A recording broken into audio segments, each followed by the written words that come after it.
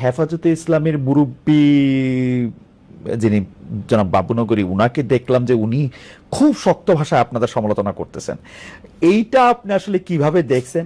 উনি বলছেন জামাত ইসলামের ভোট দেওয়া হারাম। আপনি শুনে আশ্চর্য হবেন, যখন জামাত ইসলাম গত উপদেষ্টা পরিষদ গঠন হয়, জি। আমরা ছাত্ররা আমাদেরকে জিজ্ঞেস করছে যে আপনারা কোন তালিকা দিবেন? না, আমরা তালিকা দেব, তোমাদের পরে আমাদের আস্থা আছে, তোমরা যা ভালো মনে করো তাই করো, আমরা কোন তালিকা দেইনি।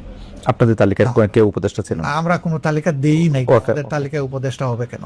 ওকে। কিন্তু একটা ব্যতিক্রম আছে। হুম একটা সময় গিয়ে তারা বললো যে যেহেতু আপনারা এই দেশের সবচেয়ে বড় মানে ধর্মীয় রাজনৈতিক সংগঠন, ইসলামী সংগঠন, আমরা একজন আলেম নিতে চাই, সেই ব্যাপারে আপনারা একজন মানুষের নাম আমাদের আমাদের এফএক্স বোর্ডেতে আলোচনা করে বাবু নগরী সাহেব এর আগেও আমাদের বিরুদ্ধে বক্তব্য দিয়েছে, তো আমরা তার নামটা দিয়েছি।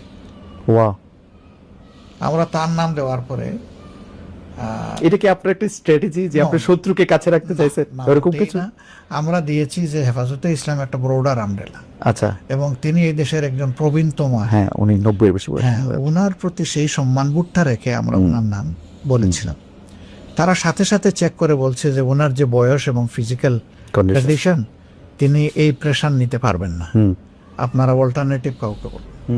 আমরা বলছি যে প্রথম নামের সুপারিশ এখন তোমরাই চলতে ও, এরপরে আপনারা এটা তোমরা তোমাদের মতো করে করো। তারা একটু চিন্তা টিন্তা করেছে, আমাদের সাথে পরামর্শ করেছে, আমরা বলছি ওকে ওয়েল তোমরা আগাইতে পারো, অসুবিধা নেই।